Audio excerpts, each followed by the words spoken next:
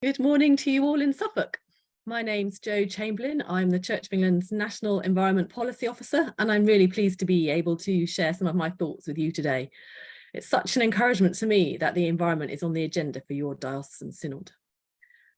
But why should environment be on the Diocesan Synod agenda? Why are we here today to talk about this? In one sense, we're here because we've been asked to be here. We're answering the call that was passed at General Synod in February 2020, the call to all parts of the Church of England to urgently examine what would be required to reach net zero carbon emissions by 2030 and to draw up a plan of action to reach that target. And following on from that, EDS and IPS also passed your own resolution to do the same. And later today, there'll be a chance to get down to some of the details about how on earth we do that.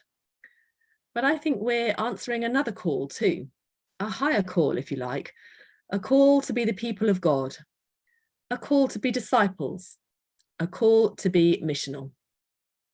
The Church of England recognises 5 areas which demonstrate that we're following this calling, the 5 marks of mission, which are to proclaim the good news of the kingdom, to teach and baptise and nurture new believers, to respond to human need by loving service, to seek to transform unjust structures of society, to challenge violence of every kind and pursue peace and reconciliation, and to strive to safeguard the integrity of creation and sustain and renew the life of the earth. Creation care and working towards net zero is easily recognised as falling under that 5th mark, our call to safeguard the integrity of creation and sustain and renew the life of the earth. But becoming net zero carbon and all the other things we do in relation to environmental issues and creation care are woven through and mandated by all the other marks of mission. Climate change and nature breakdown have the biggest impacts on the poorest in our societies, who have contributed the least to the problem. This unequal impact of climate change on the poorest in global society is one of the unjust structures of society that need to be transformed. And scarcity of resources caused by drought, storms and flood are one of the big drivers of conflict in the world today. Our loving service in response to human need will include helping those who've been affected by the impacts of climate change, extreme weather disasters, loss of life and livelihood. But it can't just end there. Our response to human need also needs to address the situation where people live and tackle the causes of their need too. Just like most food banks don't just address the immediate need for food, but also try to deal with debt and health issues and campaign about the causes of food poverty. Likewise, any disaster relief is inadequate if it doesn't also address climate change and nature degradation. The gospel is good news for all of creation, and we should live our lives in a way which reflects this. Only when the Church acts to care for people and planet does it give itself an authentic platform for which to speak about the good news. The environment is one of the most important concerns for people in our society, and climate and nature breakdown is the context in which the Church exercises its mission. Without a response to that context, we will struggle to be heard, and we need to equip new and existing disciples to live out their faith in that context too. So sometimes our net zero carbon target gets dismissed as a distraction or set to one side as something dry or technical. But I firmly believe that taking responsibility for our carbon emissions is deeply spiritual, is an act of justice. And without it, our mission and evangelism is compromised and incomplete. It's also a very big challenge. So the next thing I want to say is don't panic, we can do it. You're not trying to do things on your own. I work with a team and we're here to help. And we also need to break it down and set out the steps that we need to take along the way. And the route map to net zero carbon does just that, setting out the milestones for every part of the Church. Centrally, we have a net zero carbon team with Julian Atkins as the director and people to guide and give advice about the best way to work with houses and churches and our other buildings. We also have a series of webinars tackling some of the technical aspects of reaching net zero and guidelines around heating and the practical path to net zero.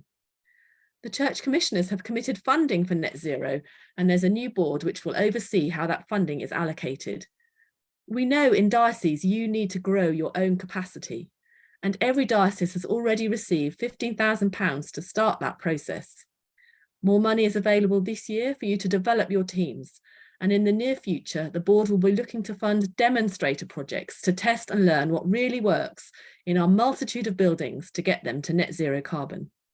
But you don't have to wait for that money. In fact, we all need to make a start, because to reach net zero carbon across our national estate of 32,000 buildings, that money will need to be leveraged many times over by local and diocesan fundraising.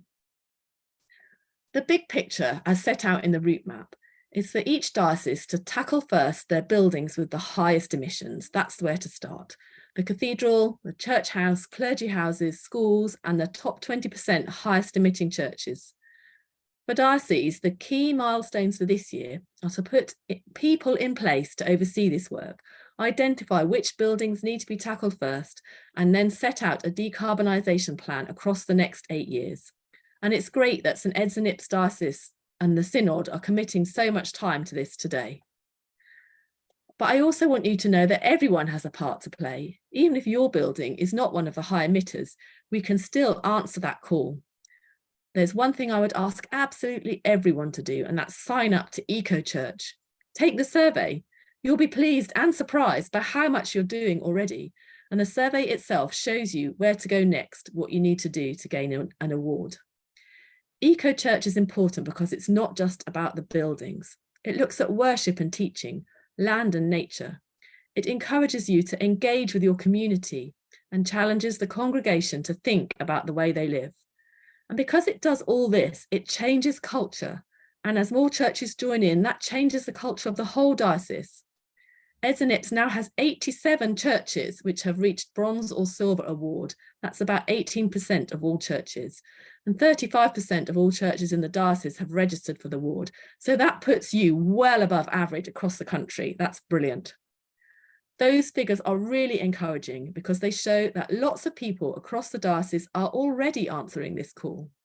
We all need encouragement and good stories to tell to keep us motivated.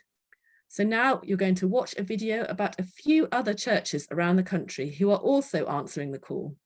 And if any of these stories catch your eye, each one of them has a longer video telling their story on the Environment Programme pages on the main COE website. Thank you for listening.